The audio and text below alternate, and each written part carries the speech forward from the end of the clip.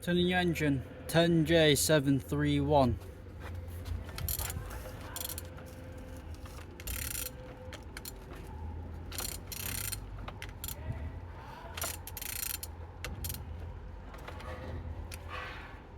Turning's good.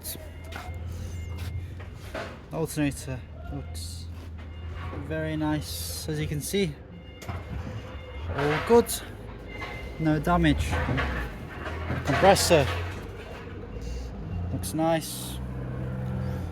No cracking. All good. All nice. Moving on to the oil sump. I don't see any cracks. Nope. No leaking at the moment. Nope. All good. All fine. Gearbox looks good, as you can see. All fine. Looks good. Starter here looks good. Yep, looks good. You can see the top of the engine.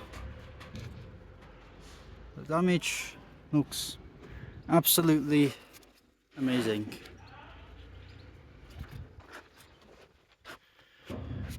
Turning gear engine, 10J731.